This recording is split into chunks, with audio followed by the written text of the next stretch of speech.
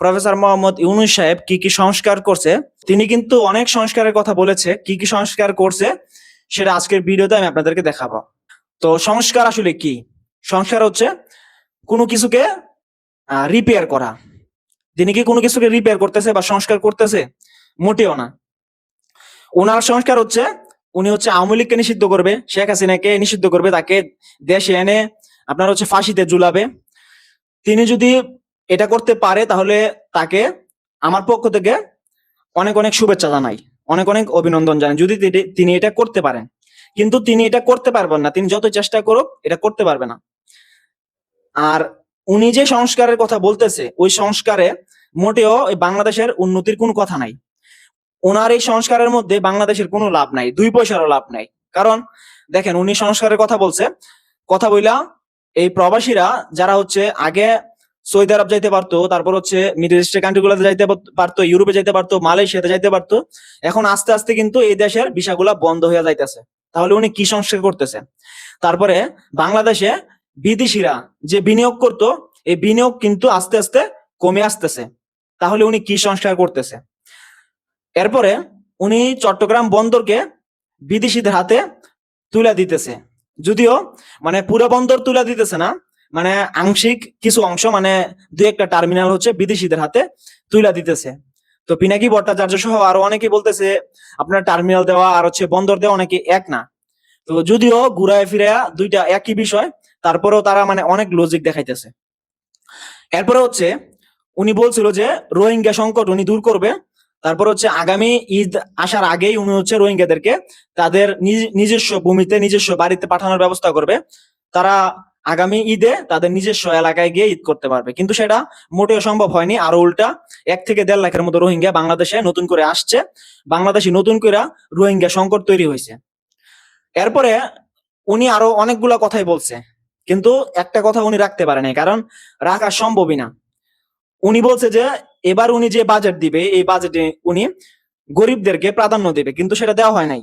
আপনারা অনেকেই জানেন ওনার এই বাজেটে উনি গরিবদেরকে প্রাধান্য দেয় নাই, উল্টা উনি আপনার সুদ বাড়াইছে, ব্যাংকের সুদ বাড়াইছে। তারপরে হচ্ছে যারা বড় লোক আছে, ইন্ডাস্ট্রিয়ালিস্ট আছে, ওদেরকে হচ্ছে উনি প্রাধান্য দিছে, গরিবদেরকে দেওয়া হয় নাই। তো দেখেন বাজেটে বৈষম্য। তারপরে হচ্ছে রোহিঙ্গা সংকট, এরপর হচ্ছে আপনার ওই প্রবাসীদের যেই ভিসাগুলা খোলা ছিল ওইগুলোও বন্ধ। এরপরে হচ্ছে দেশের যেই বন্দরগুলো আছে ওইগুলো উনি সংস্কারের নামে বিদেশিদের হাতে তুলে দিতেছে। তাহলে উনি কি সংস্কারটা করতেছে? হ্যাঁ, উনি যে সংস্কারের কথা বলতেছে সেটা হচ্ছে উনি বাংলাদেশ থেকে আওয়ামী লীগের নামগন্ধ মুছে দিবে, শেখ হাসিনাকে এনে ফাঁসি দেবে, কিন্তু এটা উনি মোটেও পারবে না। এটা করার জন্য একটা গণতান্ত্রিক সরকার দরকার, যার জনগণের সাপোর্ট আছে, এরকম একটা সরকার দরকার, যাকে ভোটে নির্বাচিত করা হয়েছিল এরকম একটা সরকার দরকার। কিন্তু প্রফেসর মোহাম্মদ ইউনূস সাহেব তো মোটেও ভোটে জিতে এখানে তিনি সরকার গঠন করেননি। তিনি তো মানে বিনা ভোটে নির্বাচিত একটা সরকার। তিনি কি পারবে এটা? মনে হয় না তিনি এটা পারবে। তিনি যতই সংস্কারের কথা বলুক, যতই টাইম ডিলে করুক, তাও কিন্তু উনি এটা পারবে না। উনি সর্বোচ্চ হচ্ছে আপনার এটা নিয়ে চেষ্টা করতে পারবে, কিন্তু আসলে এর কোনো ফলাফলই আসবে না। এই প্রফেসর মোহাম্মদ ইউনূস সাহেব কয়েকদিন পর পরই আপনার হচ্ছে বাংলাদেশের টাকা দিয়ে উনি হচ্ছে বিদেশে সফর করতেছে, তাও সাথে আপনার 50-60 জন সাঙ্গপাঙ্গ নিয়ে।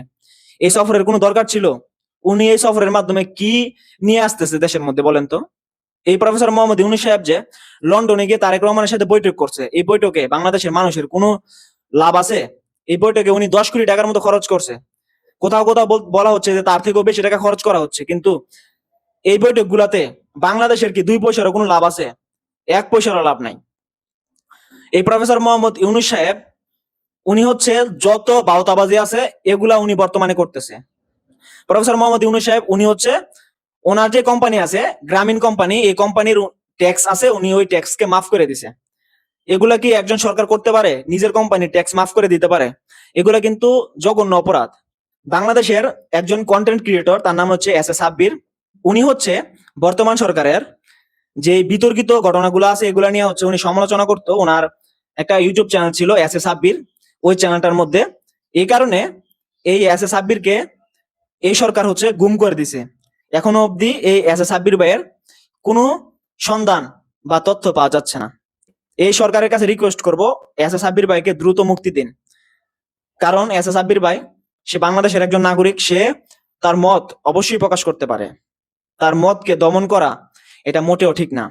আপনাদের কাছে রিকোয়েস্ট করব, এরকম বিতর্কিত কাজ আপনারা কখনোই করবেন না। সংস্কার করতে যাচ্ছেন করেন, আপনাদেরকে বাধা দিচ্ছে না, কিন্তু সংস্কারের নামে মানুষের বাড়ি ঘরে আগুন লাগাই দিবেন, মানুষকে গুম খুন করে ফেলবেন, সেটা মোটেও কাম্য নয়। আপনারা বলেছেন আপনারা বৈষম্য দূর করবেন, কিন্তু আপনারা যদি নিজেরাই বৈষম্য করেন তাহলে বাংলাদেশের জনগণ কোথায় যাবে বলেন? আপনাদের ডাকে সাড়া দিয়ে তারা আন্দোলন করেছিল, এখন যদি তাদের বাড়িঘর জ্বালায় দেন, তাদের ব্যবসা বাণিজ্য জ্বালায় দেন, তাহলে তারা কোথায় যাবে?